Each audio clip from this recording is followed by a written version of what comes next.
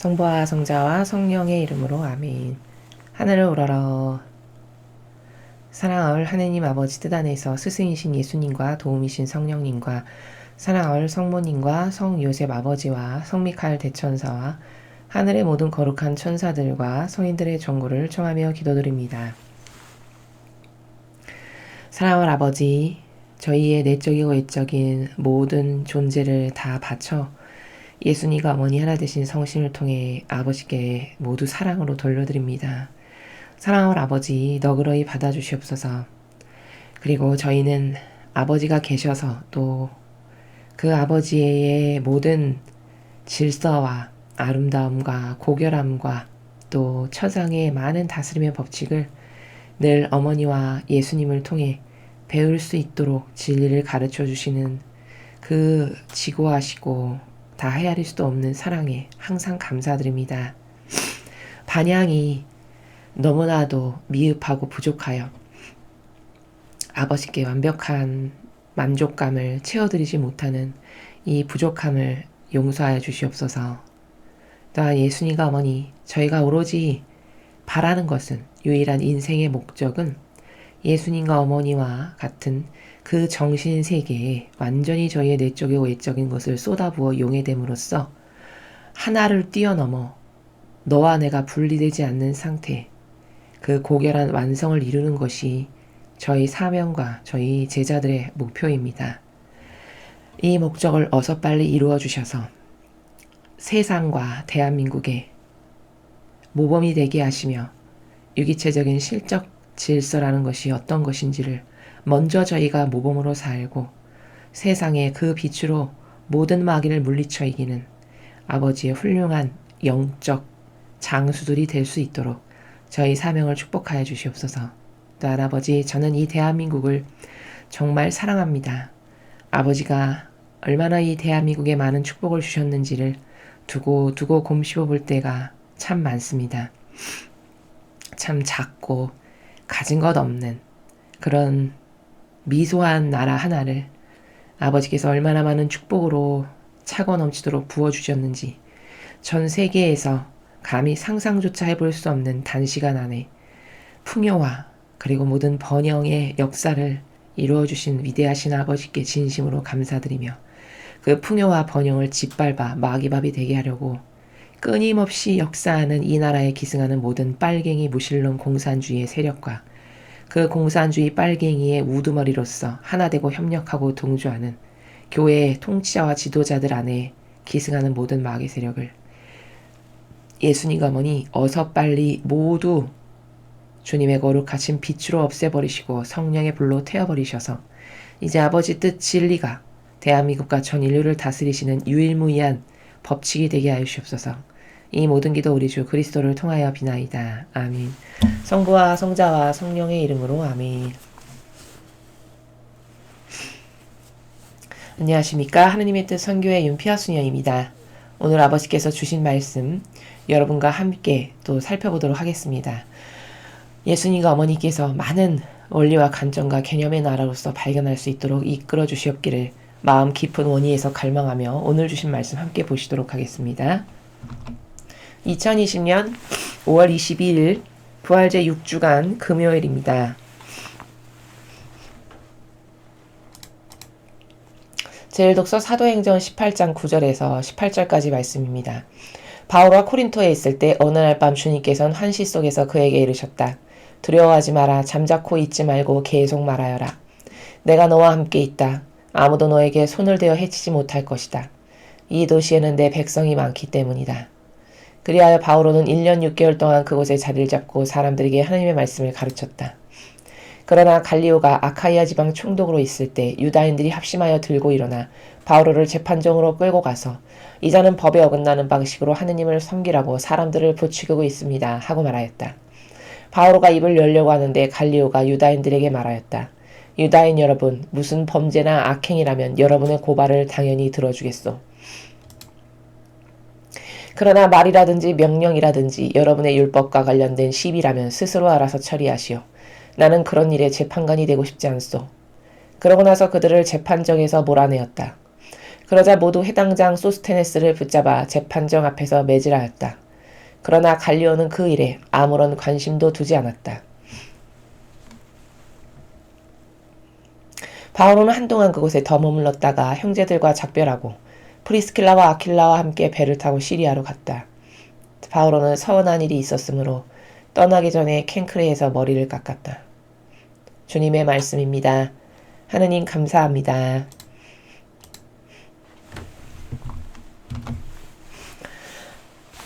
어제 일독서에서 이제 바오로 사도가 이제 코린토에서 복음을 전하고 있었는데 그때도 역시 유다인들이 다가와가지고 바오로를 박해하고 모욕하고 막 험담하는 말을 하면서 박해를 했죠. 그러니까 바오로 사도가 나는 이제 유다인들에게 복음을 선포하려고 온갖 모든 노력을 다했는데 당신들이 스스로 거부하니 나는 이제 할 바를 다 했어 하고 손과 발을 다 탁탁 털어버리면서 나는 이제 더 이상 내가 직무를 유기한 게 아니다. 내가 할 바를 다 했는데 자유의지로 받아들이지 않은 건 당신들의 잘못이다. 이렇게 선언해버리고 떠나려는 마음을 먹죠. 그랬더니 어제 그 복음에 이어서 오늘 이 지금 사도행전을 여러분이 보고 계신데요. 그랬더니 하느님께서 밤에 꿈으로 환시로 일깨워 주시는 거예요. 바오로 사도에게. 두려워하지 말거라. 잠자코 있지 말고 계속 말하거라. 여기서 네가 인간적으로 박해받는다고 해서 떠나지 말고 내가 너를 보호할 테니 내가 너와 함께 있다 이렇게 말씀하시잖아요. 아무도 너한테 손을 대어 해치지 못할 것이다. 그러니까 계속 말하여라. 계속 주님의 복음을 내 뜻을 전하거라. 이 도시에는 내 백성이 많기 때문이다. 그러니까 하느님 아버지께서 아직 코린토라는 곳에 당신의 자녀들이 많은데 그것을 포기하고 가면 안 된다. 계속 끊임없이 꾸준히 너의 너를 다스리는 성령 하느님께서 전하시고자 하시는 바를 네 안에서 너를 도구로서 아버지의 뜻을 계속 전하거라. 이렇게 꿈으로 환시를 받았죠. 그러니까 바오로 사도가 당장 그 말씀에 순종해서 무려 1년 6개월을 더 거기서 머물면서 계속 하느님의 복음을 전파하는 그런 모습을 우리가 볼 수 있습니다. 자, 문제는 뭐냐? 그러고 있는데 아니나 다를까 또 유다인들이 시비를 거는 거예요. 유다인들이 합심하고 들고 일어나가지고 이번에는 바오로를 재판장으로 끌고 갔어요. 그래가지고 왜 바오로 사도를 재판장에 끌고 가서 이 당시 아카이아 지방 총독이라고 하는 갈리오 앞에 끌고 가가지고 죄목을 이야기하는데 여기 13절이 오늘 말씀드리고자 하는 내용의 핵심적 본질입니다. 자, 뭐라고 이야기하죠? 이 자는 법에 어긋나는 방식으로 하느님을 섬기라고 사람들을 부추기고 있습니다. 이게 바오로 사도의 제목이에요. 유다인들이 바오로 사도를 고발했는데 고발한 취지의 제목이 뭐냐? 이 자는 법에 어긋나는 방식으로 하느님을 섬기라고 사람들을 부추기고 있습니다. 이게 제목이에요. 자, 그런데 세상의 진리를 모르는 사람이 오히려 이 유다인들보다 더 똑똑하고 지혜로운 게 뭐냐면 이 갈리오가 가만히 말을 들어보니까 그건 제목거리가 아니야. 왜냐? 여기 이야기하죠. 14절에서. 아니 무슨 범죄나 악행이 있어가지고 끌고 왔다면 이해를 하겠어. 그래서 재판정으로 끌고 왔다면. 아니 여러분 바오로 사도가 남에게 해코지를 했습니까? 도둑질을 했어요. 강간을 했어요. 무슨 사기를 쳤어요. 어느 것도 흔히 말하는 사회적 법에 어긋나는 것을 한 게 없잖아요. 사회적 윤리와 도덕의 가치에서 정해놓은 그 법규범을 능가하는 그것을 어기는 그런 악한 것을 한 게 하나도 없단 말이죠. 단지 하느님의 말씀을 전한 게 다야. 근데 그 죄목으로 끌고 왔어요. 그러니까 이 갈리오가 보기에도 이상한 거죠. 갈리오가 보기에도 저 사람 하나도 죄가 없는데 왜 왔을까? 이렇게 생각이 되는 거예요. 이 세상적 사람이 보기에 이 사람이 지혜로운 거죠. 예수님을 고발했을 때도 유다인들이 예수님을 당장 잡아먹을 듯이 끌고 오니까 그 당시에 빌라도가 뭐라고 합니까? 아니 나는 이 사람한테서 어떤 제목도 발견할 수 없는데 무슨 죄를 졌단 말이에요. 이렇게 이야기하잖아요. 군중하게. 그쵸? 그냥 밑도 끝도 없어. 그냥 무조건 십자가에 못 박아야 돼. 그냥 무조건 죽여버려야 되는 게 자신들의 원이에요. 그러니까 빌라도가 나중에 어떻게 하죠? 아무리 조사해봐도 이 사람이 무슨 죄를 저질렀는지 모르겠으니까 그러면 당신들이 가져가서 알아서 처리하시오. 난 이 사람의 죄에 손이 없어. 이거 이 사람의 죄에 나는 더 이상 책임이 없어. 그리고 손을 닦아버리죠. 탁탁 털어버리죠. 이게 뭘까? 이게 영적으로는 나는 저 사람을 십자가에 못 박게 해서 죽게 하는 것에 아무런 연관성도 없다라는 것을 본질의 나라에서 행하는 겁니다. 마찬가지로 지금 갈리오도 아무리 봐도 자기가 봤을 때는 바울 사도가 잘못한 게 없어. 근데 끌고 왔어. 그러니까 변론하잖아요. 당당히. 아니 무슨 범죄나 악행이 있다면 당연히 여러분의 고발을 들어주겠어. 근데 말이라든지 무슨 명칭이라든지 당신이 그렇게 당신들이 따르는 율법 그런 것에 관련된 시비라면 즉 신에 관련된 거 그런 거 알아서 당신네가 처리하시오. 왜 그런 걸 가지고 여기 재판정까지 갖고 와서 난리야. 이런 이야기를 하는 거죠. 그러면서 다 몰아낸 거예요. 자, 오늘 이 사건에서 봐야 되는 굉장히 중요한 관점이 뭐냐면 13절이에요. 이자는 법에 어긋나는 방식으로 하느님을 섬기라고 사람들을 부추겼다라는 거예요. 유다인들이 끌고 온 명목이 자 그럼 저기 등장하는 저 법이 무슨 법이죠? 13절에 나오는 법이 율법이겠죠. 법. 이 유대인들이 그토록 목숨처럼 여기면서 따르는 율법. 613개의 조문으로 이루어진 그 율법. 자신들이 하느님을 믿는다라고 생각하는 모든 사람들이 맞다라고 생각한 설정값. 누가 설정했습니까? 예수님이 설정하셨어요? 아니잖아요. 예수님은 곧 아버지의 뜻만을 받드시는 그분은 10개의 계명, 아버지께서는 10개의 계명만을 주셨잖아요. 그럼 그 10개의 계명이 족하지. 그리고 그 10개의 계명을 좀 더 상세하고 디테일하게 풀어서 예수님이 지상에 오셔서 직접 설명을 하시며 아버지의 뜻을 더 상세하고 자세하게 모범을 보이셨잖아요. 하나님의 나라는 이런 거다. 높아지고 싶어? 그럼 너는 가장 낮은 자가 되거라. 너 내 양들을 잘 돌보거라. 여기 이런 말씀, 가르치신 말씀이나 직접 모범을 보이신 이 모범이 다 신적인 법이에요. 그 법을 따라야 되는 게 맞는 거예요. 근데 이 사람들이 말하는 법은 율법을 말하는 거죠. 자신들이 만들어 놓은 그 율법학자와 바리사이들이 이거를 따르면 신을 잘 모시는 거라고 한평생 속여서 이 유다인들이 거기 지금 속아 넘어간 거 아니에요. 그래서 그거 따르는 거 아닌 것은 다 이상해 보이는 거예요. 그러니까 율법이 아닌 어긋나는 율법에 나오지 않는 것으로 바울 사도가 자꾸 하느님 말씀을 전한다는 거죠. 신적인 나라에서 이야기를 하는 거지. 자기네는 듣도 보도 못한, 자기네 율법에는 있지도 않은 그런 알아듣지도 못하는 이상한 나라에서 하느님을 섬겨야 된다라고 이야기하고 다닌다는 거예요. 그게 사람들을 그런 식으로 부추기고 있는 게 이 사람의 죄다라고 지금 고발을 하는 거예요. 그럼 여러분, 하느님을 섬기는 방법은 하느님이 받기를 원하시는 방법대로 섬겨야 되는 게 맞는 거죠. 그렇죠? 아니 그렇잖아요. 부모 자식 간에도 부모님이 사랑을 받기를 원하시는 방법으로 그것을 최대한 존중해서 사랑을 드리는 게 그게 진짜 사랑을 드리는 거지. 내 뜻으로 무엇을 주는 것은 내 뜻을 받아들여라라고 강요하는 거잖아요. 그렇죠. 아니 아무리 좋은 것을 준다 한들 내 뜻으로 내가 좋고 내가 선하다고 생각하고 내 기호와 정서로 선물을 해. 그럼 그걸 선물을 준 거예요? 아니면 내 뜻을 받아들이라고 강요한 겁니까? 내 뜻을 받아들이라고 강요한 거지. 그건 선물이 아니라 사랑을 하고 공경을 하는 게 아니에요. 이스라엘이 왜 망했습니까? 그렇게 많은 율법주의자가 차고 넘치고 바리사이와 그렇게 철두철미한 유대인의 그 종교적인 생활 방식이 있었음에도 불구하고 왜 망했어요? 이스라엘이. 아버지가 역겹게 생각하시는 방법으로 한평생 우상 숭배를 한 거 아니에요. 그 결과가 패망이었다는 거죠. 그런데 그 패망하는 방식으로 따르지 않는다라고 박해하는 거예요. 지금 역으로. 그러니까 이게 뭘까? 악이 선이 되고 선이 악이 됐다라고 하는 상황이 바로 13절과 같은 상황입니다. 진짜 선은 바울 사도가 전하는 건데 그 선더러 너는 악이야 마귀. 넌 죽어야 돼. 이렇게 된 주객이 전도된 상황을 지금 13절에서 보고 있는 거예요.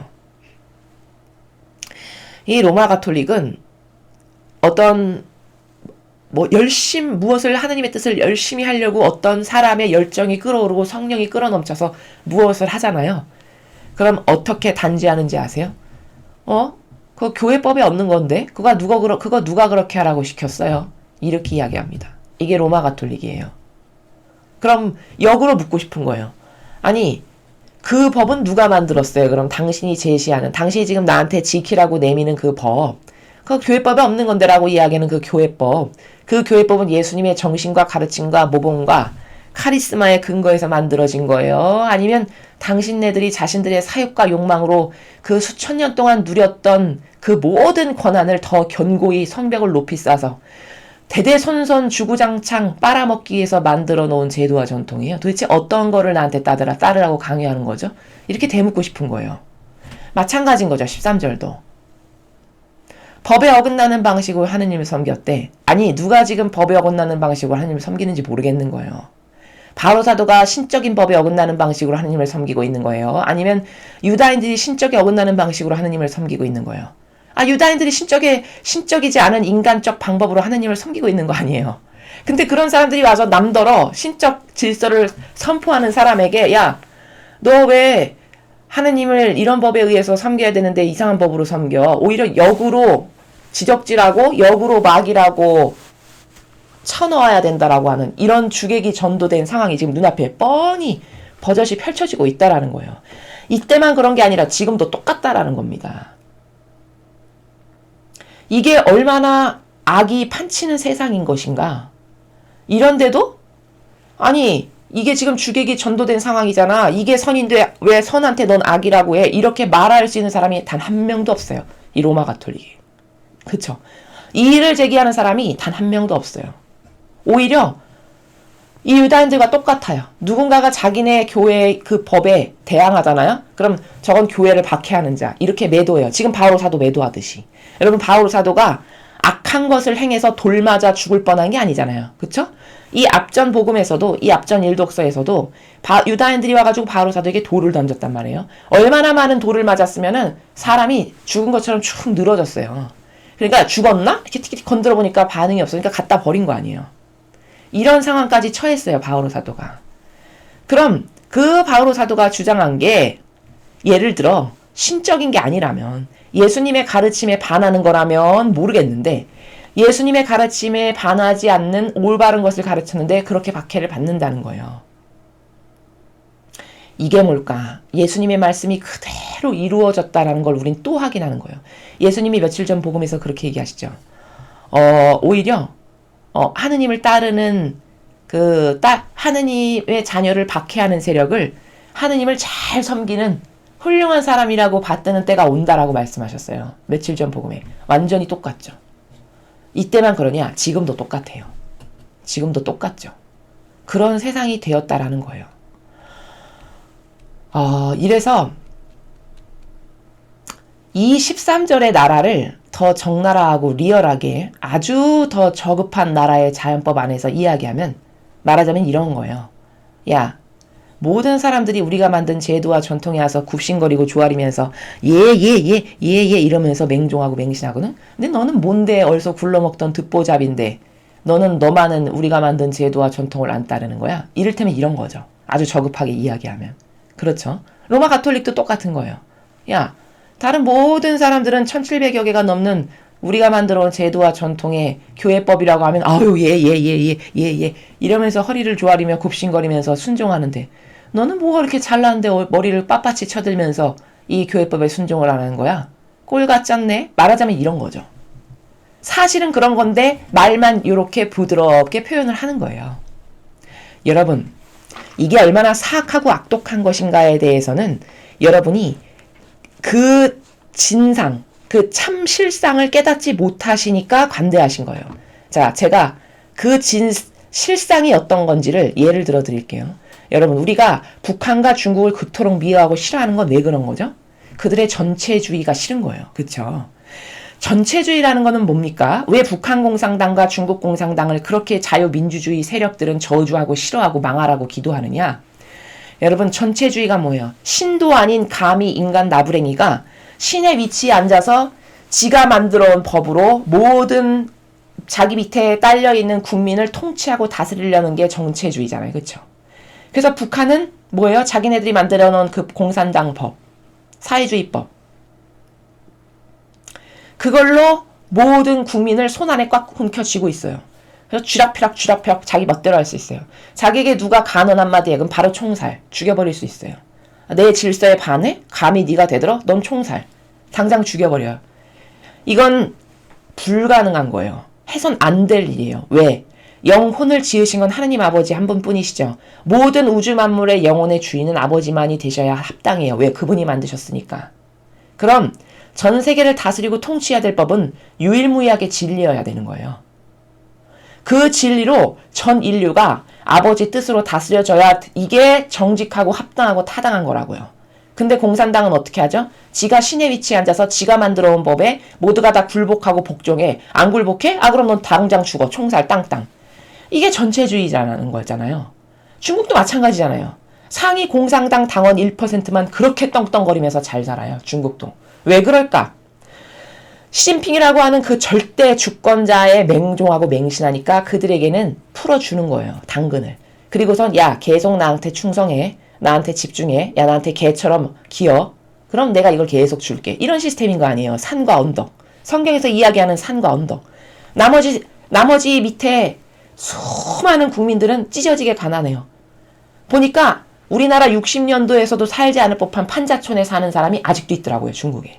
그 정도로 빈부격차가 심하고 가난한 거예요. 자, 그런데 거기도 공산당 법이 있어요. 그래서 자신들이 만들어 놓은 그 법 있잖아요. 공산당법. 그 공산당법에 누가 대들고 위배하고 감히 뱀 대가리 들듯이 들어. 그럼 어떻게 하죠? 당장 처리해버리죠. 그쵸? 그게 전체주의의 시스템의 특징이에요. 우리는 이 공산주의를 너무너무 싫어하고 절대 이렇게 다스려져서는 안 된다라고 주장하는 게 뭐냐? 하나님은 영혼을 다 자유인으로 창조하셨어요.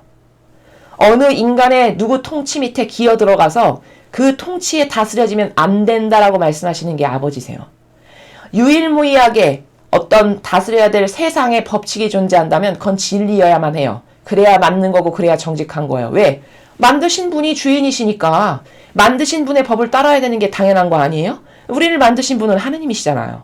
그럼 하느님이 주시는 진리의 나라에 순종하면서 그 신적인 질서로 모든 인류가 하느님을 중심으로 평등한 가운데에서 아버지의 질서로 다스려지면서 유기체적인 시스템 가운데서 살아가는 이게 맞는 거지. 감히 어떻게 부족하고 오류투성이고 부작용으로 넘치는 인간이 통치자가 될 수 있습니까? 게다가 지가 만든 법으로 너는 돼 안 돼를 결정한다? 이것만큼 반감 드는 건 없는 거죠. 근데 죽여버리고 힘으로 억제하고 압누르고 억압하니까 짓밟아버리니까 감히 무서워서 숨만 겨우시고 말을 못하는 이 불쌍하고 가련한 백성들이 북한과 중국에 살아가는 백성들인 거잖아요. 우린 그래서 이 시스템을 저주하는 거예요. 자, 그럼 여러분 생각하시기엔 공산주의만 전체주의 시스템인 것 같죠? 로마 가톨릭을 한번 볼까요? 제가 지금 말씀드렸죠. 전체주의 시스템의 기본은 뭐냐? 사람이 제도와 전통을 만든다는 거예요. 그 사람이 제도와 전통을 만들어서 자기가 왕의 자리에 앉아요. 그리고는 자기가 만든 제도와 전통을 따르라는 거예요. 강요하는 거죠. 이거 안 따라? 너 그러면 죽어야지. 땅 죽여버리는. 그렇지만 로마 가톨릭은 죽이는 이 총살만 없을 뿐이에요. 그러니까 사람들이 전체주의인 걸 모르겠죠. 그렇지만 지금 잘 말씀해서 지금 말씀드린 나라를 비교해 보세요. 로마 가톨릭이 전체주의입니까? 아닙니까? 로마 가톨릭도 교회법 안 지키잖아요. 그럼 핍박과 박해가 들어와요. 제약이 들어옵니다.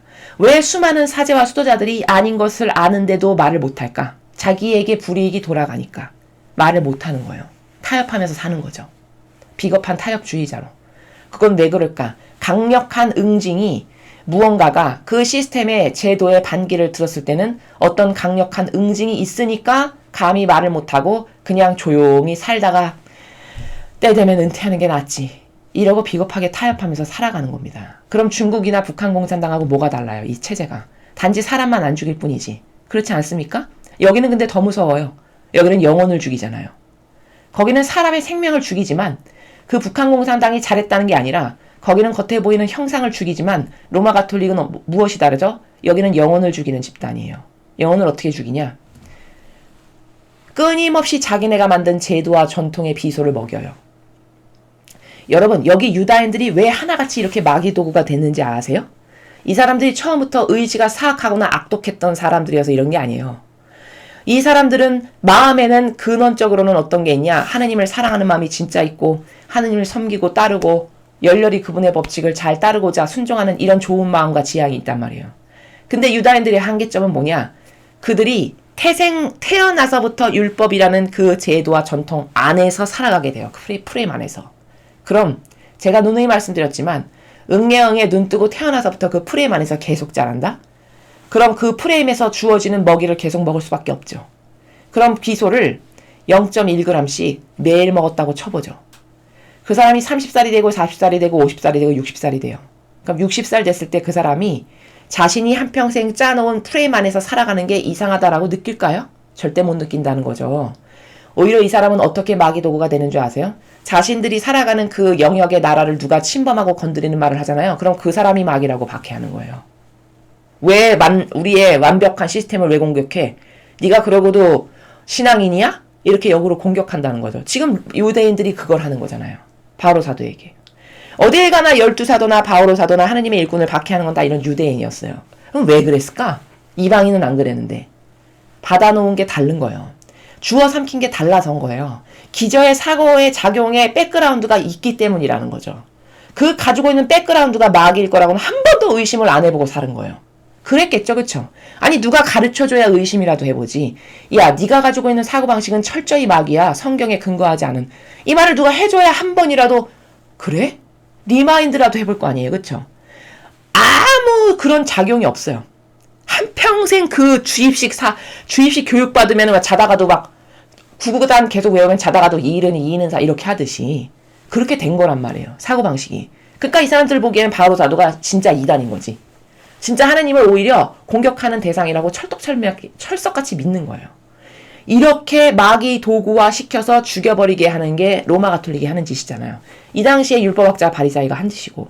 이러니까 영혼을 죽이는 영혼 암살자라고 아버지가 말씀하셨잖아요. 마라나타 메시지에서. 저희가 말한 게 아니에요. 하느님 아버지께서 얼마 전에 마라나타 성지에서 주시는 메시지에서 이 교회는 영혼 암살자다. 영혼 도살장이다. 이렇게 얘기하셨어요. 얼마나 심각하면 하느님 아버지께서 직접 암살자라는 이야기의 단어를 쓰셨겠어요. 얼마나 심각하면 영혼 도살장이다라고 이해를 하셨겠냐고요. 그 정도로 영혼을 무자비하게 죽여버리는 집단으로 이 로마 가톨릭이 완전히 변질된 거예요. 얼마나 주객이 전도된 기가 막힌 노릇인가. 전체주의 시스템으로 로마 가톨릭이 운영된다는 걸 과연 누가 믿을까요, 여러분? 그건 공산주의에나 있는 거지. 어디 민주적이고 평화와 기쁨과 행복과 자비가 넘쳐 흐르는 내 종교의 전체주의라니 저거 마귀 아니야? 오히려 역으로 이렇게 말씀하실 분도 있을 거예요. 이해를 못 하셔서 그런 거죠. 이해가 되시죠? 얼마나 전체주의 시스템으로 확고한 곳인지를. 봉향당하고 똑같다니까요. 지배하는 사람이 있어요. 지배당하는 피지배 계층이 있어요. 그리고 이 둘 간의 사이는 거기를 다스릴 수 있는 강력한 제도와 전통이 있는데 그것에 누가 위반되거나 위배되는 어떤 발언을 한다? 그럼 없애버리거나 죽여버리거나 뭐 다양한 방법으로 처리를 하는 거예요. 공산주의는. 여긴 어떻게 될까요? 누가 이의를 제기해. 뭐 지리산으로 보내버리고 그쵸? 소록도로 보내버리고 뭐 제명당하고 각양각색의 방법이 있겠죠. 이렇게 전체주의 시스템이라는 것을 사람들이 깨닫지를 못해요. 근데 진리를 모르는 학자들도 로마 가톨릭이 전체주의 시스템인 거를 말씀하시는 분이 있으시더라고요. 그게 뭘까? 보는 관점이 있는 거예요. 그분의 지력 안에는 어떤 것을 원리와 관점적으로 보는 객관화된 생각의 틀이 있으니까 그 관점으로 봤을 때 아, 저건 전체주의네. 이렇게 볼 수 있는 거죠. 이런 전체주의 시스템 안에서 길들여진 양떼라는 것을 얼마나 불쌍한 건가. 여러분, 북한의 국민이 왜 불쌍하죠? 거기서 그렇게 핍박받고 먹을 거 못 먹고 입을 거 못 입으면서 그토록 가난하게 살면서 끊임없이 수령님을 떠받들지 않으면 목숨을 부지할 수 없는 자신의 목숨을 부지하기 위해서라도 그 사악한 인간을 왕으로 떠받들어야 되는 이 가녀 이 처지가 얼마나 가련합니까? 이래서 북한의 동포가 불쌍한 거잖아요. 로마 가톨릭에 살아가는 신자들이 똑같다는 거예요. 자기가 지금 믿고 따르는 게 과연 진리인가?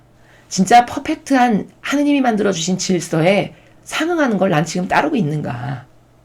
아니 그렇지 않다면은 내가 시간 낭비, 돈 낭비, 에너지 낭비 모든 것을 헌신해서 투자하면서 한평생 나는 지금 뭘 하고 있는 건가? 마귀에게 장신구 달아주는 것만 지금 계속하고 있는 건가? 이런 어떤 객관화된 사고를 해야 된다라는 거죠. 오늘 이 13절에 나오는 이 한 문장에 들어있는 게 굉장히 많은 것을 우리에게 객관화시키는 관점의 나라를 열어주는 거예요. 얼마나 웃긴 거예요, 인간은. 아니, 역지사지도 이런 역지사지가 없지. 자기가 마귀도 구하고 있으면서 자기가 지금 잘못된 걸 믿고 따르면서 오히려 선의 세력에게 너 왜 마귀도 구하고 있어? 너 왜 하느님이 만들어주신 이 법에 어긋나는 방식으로 하느님 섬겨야 된다고 부추겨? 이렇게 지금 역으로 공격하고 있는 처지잖아요. 지금도 똑같다는 거죠. 그래서 이 전체주의 시스템이 로마 가톨릭이 똑같구나. 그래서 거기 상하 복종 관계에서 유지되잖아요. 그쵸? 교황과 추기경과 주교와 사제와 이 수많은 계층 간의 관계성을 보세요. 거기 복종으로 하지 않으면 무슨 제약이 가해지죠. 그러니까 그냥 침묵으로 일관하면서 어쩔 수 없이 타협하고 사는. 이래서 수천 년이 반복되다 보니까 계속 썩어서 이제 더 이상은 거기서 아버지가 어떤 것도 하실 수 없으니까 벌써 유럽에서 주시는 메시지에서 나는 열쇠를 이 교회에서 되돌렸다. 이렇게 이야기하실 만큼이 됐다라는 거예요. 여러분, 객관화하지 않으면 영혼은 죽은 겁니다. 객관화로 나를 자꾸 성찰해보고 꺼내보고 어떤 게 잘못됐는가를 분석해보지 않으면 인간은 발전이 없어요.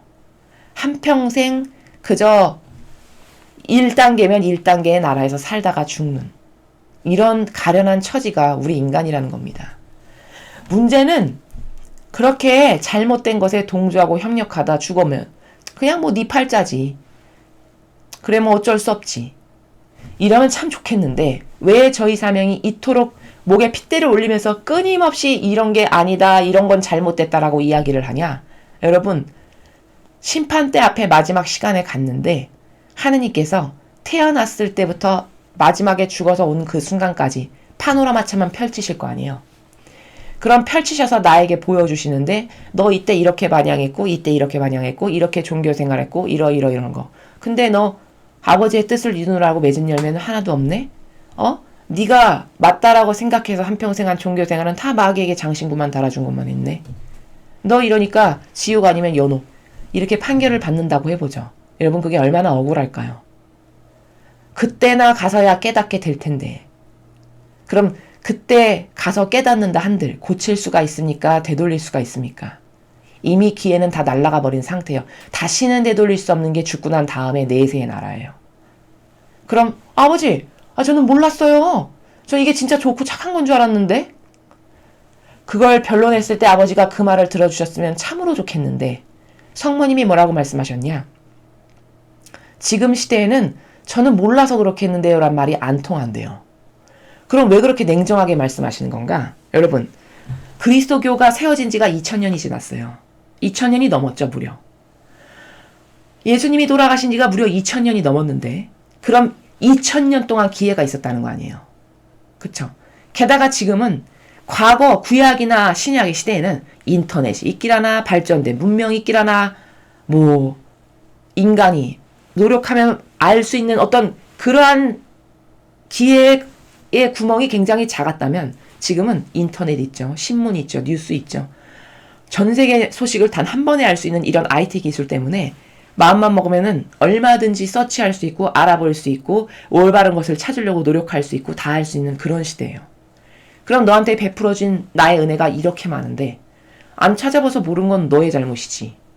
이렇게 수많은 기회가 있었는데 전 세계 각지 도처에서 발현해서 나의 말이 이렇게 많이 전파되고 있는데 아니 몇백 개의 발현지에서 나오는 그 메시지 중에 단 하나도 너가 못 들었단 말이야? 그럼 게으르거나 열망 없는 갈망 없는 너의 잘못이지. 바로 이런 거예요. 이러니까 이 시대에는 몰랐는데요? 못 들었는데요? 이게 통하지 않는다고 말씀하셨어요. 성모님께서. 이런 시대가 되었어요.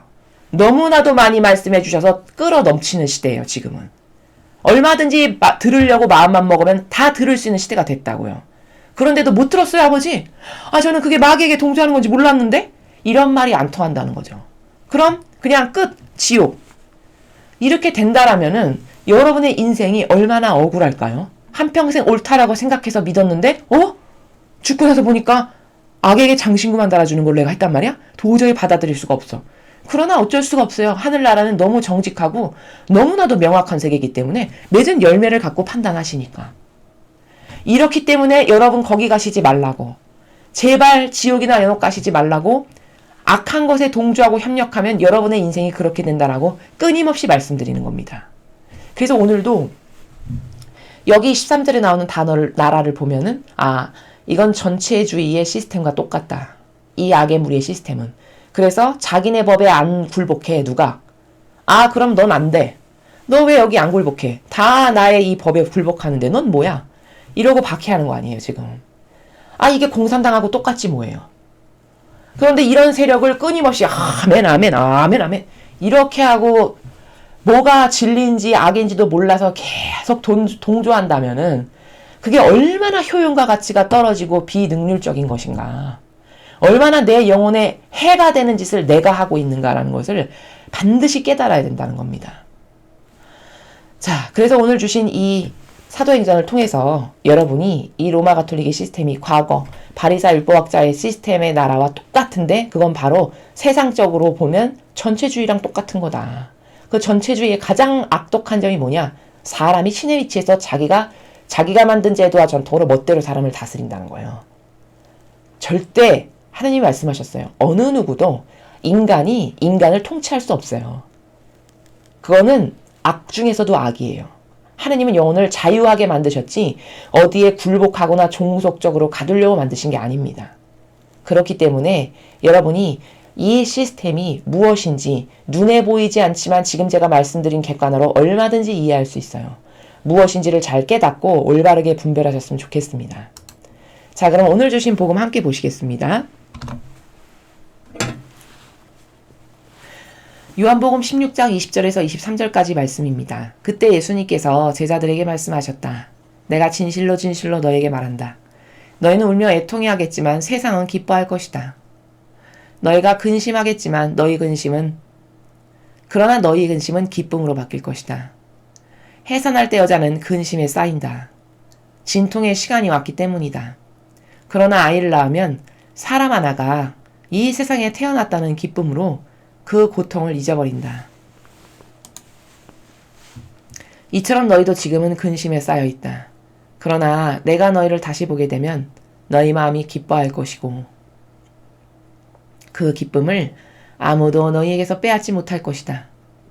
그날엔 너희가 나에게 아무것도 묻지 않을 것이다. 주님의 말씀입니다. 그리스도님 찬미합니다. 어제 함께 공부했던 학습했던 그 복음의 앞부분이 약간 조금 겹치는데요. 오늘도 여러분 지금 요한 복음을 보고 계십니다. 예수님은 항상 본질의 나라에서 미리 말씀하신다는 거. 아버지의 그 통상의 다스림의 법칙을 이렇게 보면 다 미리 말씀하세요.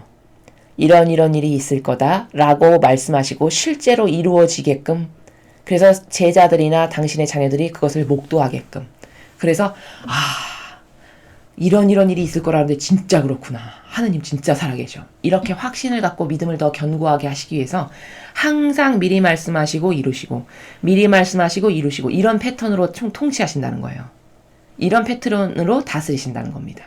그래서 믿음을 더하고 자녀들이 더 아버지의 말씀이 얼마나 절대성이 있는 것인가를 신뢰를 할 수 있게끔 이런 방식으로 보통은 다스리시거든요. 자, 오늘 예수님의 말씀도 그런 나라예요.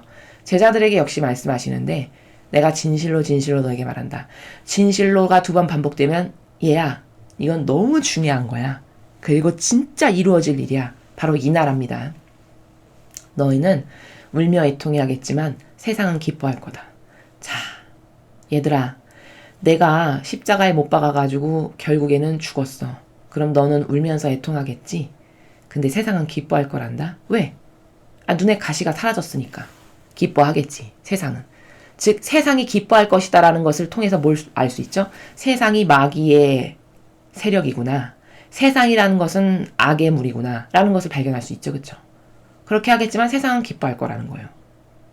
너희가 근심하겠지만 그러나 너희 근심은 기쁨으로 바뀔 거다. 자, 그런데 그래서 내가 십자가에 못 박혀서 죽었어. 그럼 너희가 얼마나 슬프고 애통하겠니? 세상은 기뻐할 거고. 그래서 너는 근심하겠지. 이제 나를 못 봤고 내가 못 보겠구나 하고 또 내가 죽었으니. 근데 너희의 그런 근심은 기쁨으로 바뀔 거야. 왜? 부활하게 되면 네가 나를 만날 거잖니. 바로 그 말씀이죠. 그렇죠? 해산할 때 여자는 근심에 쌓인다. 진통의 시간이 왔기 때문이다. 아기를 낳기 직전에 그 진통이 다가오면 너무 근심에 어두워진다는 거예요. 진통할 시간이 점점 다가오니까. 그러나 아이를 낳으면 사람 하나가 이 세상에 태어났다는 기쁨으로 그 고통을 잊어버린다. 이거는 뭘 말씀하시는 건가? 역시 부활하실 것을 말씀하시는 거예요. 돌아가시기 직전까지 근심에 쌓이시는 거죠. 세상의 모든 그 엄청난 악들과 그리고 내가 이렇게 열심히 배상과 보석을 하는데도 아직까지도 회개하지 못하는 이 인간의 꼬라지. 이런 모든 것이 예수님에게 고통으로 다가오시는 거죠. 근데 완전히 모든 것을 끌어안고 배상과 보석을 끝내시는 죽음을 맞이하셨고 다시 부활하셨어. 그럼 너무 기쁘다는 거예요. 왜? 승리했잖아요. 결국에는. 끝끝내는 승리했죠. 아이를 낳는다는 게 뭘까? 끝끝내 승리했다는 거예요. 목적을 달성했다는 거지. 아이를 낳았다는 건 뭐예요? 생명이 잉태돼서 세상에 나왔어. 드디어. 목적은 뭘까? 생명을 세상에 탄생하게 한 거예요. 그것을 완수했다라는 거예요. 그래서 그 많은 고통이 싹 사라진다는 거죠. 마찬가지인 거예요. 그토록 많은 매를 5,000배 몇백 대가 넘는 매를 맞고 가시가는 여기 눈 옆에 관자놀이 옆을 찔를 만큼 이 정도로 길게 내려오는 가시관을 쓰시고 침뱉어 모욕당해 식초 들이밀면서 억지로 마셔야 돼. 십자가에 못 박히셔야 돼. 게다가 매달리셔서 살이 찢어지시는 이런 고통과 옆구리 찔리신 수많은 것을 이루 다 헤아릴 수도 없는 고통이잖아요. 그 고통 가운데 너무 힘드셨지만 왜? 그렇게도 불구하고 지옥으로 떨어질 영혼들을 보셨다라고 순환의 시간에 나와요. 내가 고통스러웠던 것은 얘야. 이런 박해와 핍박과 매맞음이 싫어서 고통스러웠던 게 아니란다. 루이사 피카르트에 말씀하세요. 어떻게 말씀하시냐? 내가 이렇게 모든 것을 다 끌어안고 배상과 보석을 철저히 함에도 불구하고 여전히 지옥으로 달려갈 수많은 영혼이 눈앞에 싹 펼쳐지니까 그게 너무 고통스러웠다는 거예요. 아, 난 헛수고를 지금 하는구나. 이런 것으로. 내가 이렇게 애를 쓰는데 저 구원받지 못할 영혼들이 저렇게 많구나. 이게 너무 고통스러운 거죠. 이게 예수님의 고통이셨다라고 그 순환의 시간인가에 나옵니다. 그렇게 고통스러우셨는데 마침내 내가 부활을 딱 했어. 그럼 뭘까? 열매 맺은 거죠. 승리한 거죠. 결국엔 그 죽음의 대단한 고통을 무찔러 이기시고 마침내 돌아가심으로써 온 인류의 죄악을 용서하신 이 배상과 보석을 철저하게 하셨고 그리고는 부활하셨으므로 승리하신 거예요. 마침내. 아이를 낳은 이 생명을 세상에 낳게 한 이 승리처럼. 그러니까 그 고통이 싹 사라질 만큼 기쁨으로 가득 찰 거다. 그래서 묵주기도에 보면은 몇 단인가 제가 환희의 신비였나? 승리는 우리의 것입니다, 어머니. 이렇게 말씀하시는 부분이 있어요. 돌아가신 예수님이 이제 부활하셔가지고. 그러니까 성모님이 눈물을 뚝뚝뚝뚝 흘리시다가, 그러니까 예수님이 피를 뚝뚝 흘리시고 골고타에 순환당하셨던 길을 어머니가 이렇게 다 돌아가셨는데 이미 이렇게 올라가시면서 그때 사건을 추상하시는 거예요. 그러면서 얼마나 목이 메이고 힘드시겠어요. 얼마나 슬프시겠어요. 눈물을 뚝뚝 흘리시는데 갑자기 어떤 손이 싹 나타나는 거죠, 어머니 위로. 뭔가 보니까 이게 구멍이 분화구처럼 뻥 뚫린 손이 하나 이렇게 올라오는 거예요. 예수님의 손이시죠. 부활하셨다라는 증거를 어머니에게 보이시는 거예요. 그러면서 예수님 뭐라 하셨냐면 첫 마디가 어머니 승리는 우리의 것입니다. 이렇게 말씀하십니다. 바로 그 승리.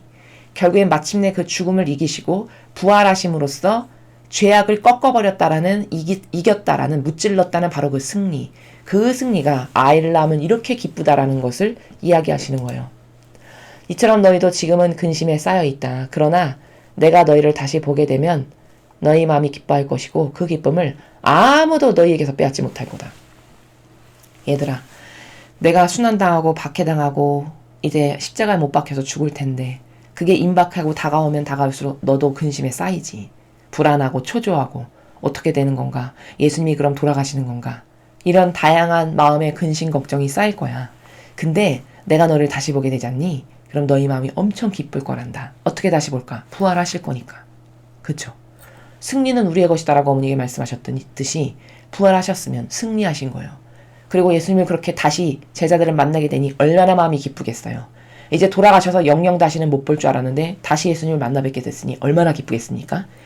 그 마음이 기뻐 날뛸 거고 아무도 너한테서 그 기쁨을 못 뺏을 거래요. 여러분, 그 본질 안에 가득한 끓어오르는 기쁨의 마음을 감히 누가 뺏어갈 수 있습니까? 이게 눈에 보이는 것도 아닌데 그 근원적 뿌리에 가득한 성령으로 넘쳐오르는 이 기쁨을 누가, 어떤 인간이, 어떤 마귀가 가져갈 수 있겠어요? 아무도 못 뺏는다는 거죠. 그날에는 너희가 나에게 아무것도 묻지 않을 거다. 왜 아무것도 묻지 않을까요? 물을 필요가 없을 만큼 다 명확해지니까. 예수님이 이때 이 말씀하시고 이 말씀하시고 이 말씀하신 게 이제 납득이 다 되는 거예요. 다 이해가 되고 진짜 이루어졌어. 나는 다시 3일 후에 부활할 거다. 그때는 하나도 못 알아들어서 예수님, 제자들이 이랬죠. 저게 무슨 말씀이신가? 아니 도대체 돌아가셨다가 다시 오신다는데 저게 무슨 말씀이신가? 이해를 못 하잖아요. 제자들이. 아무리 많이 예언을 해도.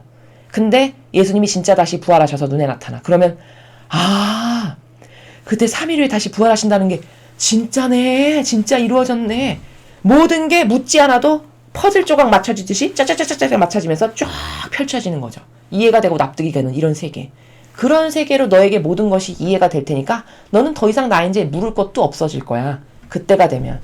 내가 과거에 예언해서 이렇게 될 거다, 이렇게 될 거다, 이렇게 될 거다 말했던 수많은 말들 있잖니. 그게 너에게 입증 증거로서 딱딱딱딱 다 구현이 될 텐데 뭘 물어보겠니? 이런 나라. 이래서 아무것도 물어보지 않아도 너의 모든 이해의 세계가 이제 다 차원이 열려서 아 그렇구나. 이건 이렇게 이루어진 거고 이건 이렇게 이루어진 거고 아 진짜 말씀대로 부활하셨네. 아 이렇구나. 이렇게 된다라는 나라를 말씀하신 겁니다. 자, 오늘 사도행전과 복음을 통해서 우리는 먼저 일독서에서는 그 인간의 한계가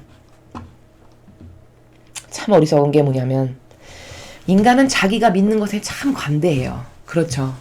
그러니까 아무튼간 자기가 갖고 있는 거, 자기가 믿는 거, 그러니까 내 것에 대해서는 참 관대해요. 인간은.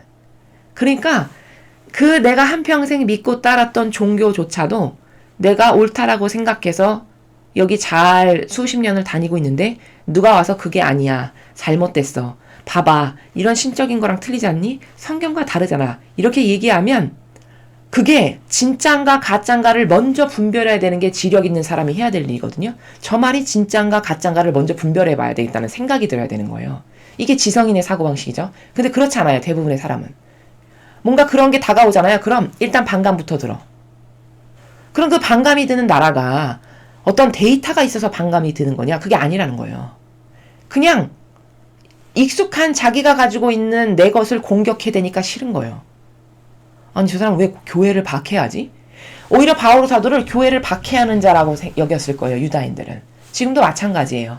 누가 성경에 근거해서 이 교회는 이렇게 잘못됐고 이렇게 잘못됐고 이건 아니고 이건 아니고 그럼 그 아니다라고 말하는 사람의 말이 자기 뜻으로 말하는 건지 진짜 성경에 근거한 신적인 질서에 의해 근거해서 예수님의 가르침과 정신과 복음과 카리스마랑은 이렇게만이 다릅니다라고 말하는 그게 맞는지를 분별해야 되는 게 우선 순인데 그거를 먼저 분별하지 않고 그냥 당장 싫어.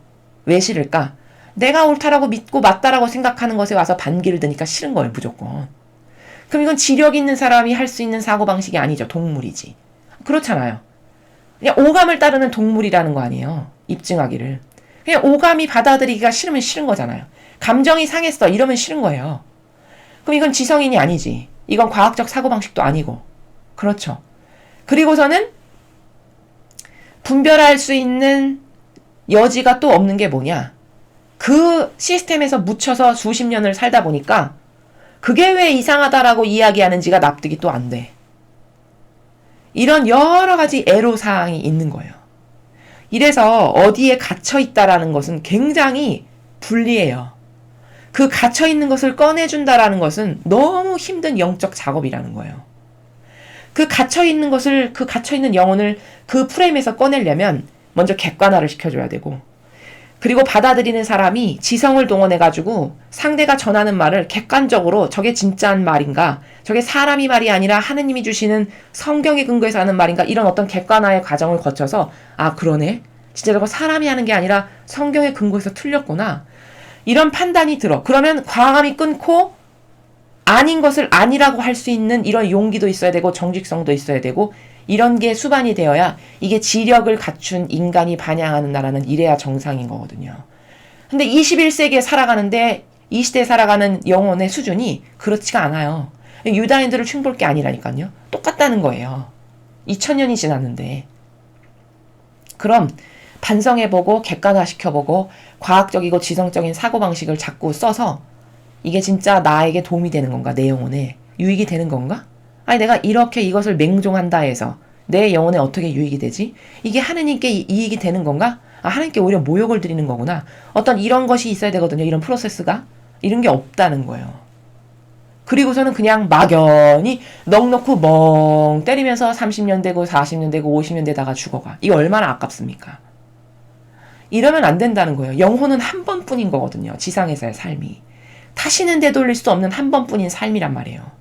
그럼 여러분 한 번뿐인 삶을 그렇게 헛되이 낭비하고 허무한 것에 열정을 쏟다가 죽고 싶으신 게 원인은 아니잖아요.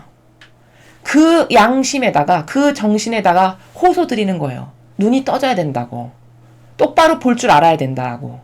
그렇지 않으면 여러분의 영혼만 손해라고 매일같이 호소 드리는 게 저희 사명이 여러분께 말씀드리는 바로 그런 내용들이에요.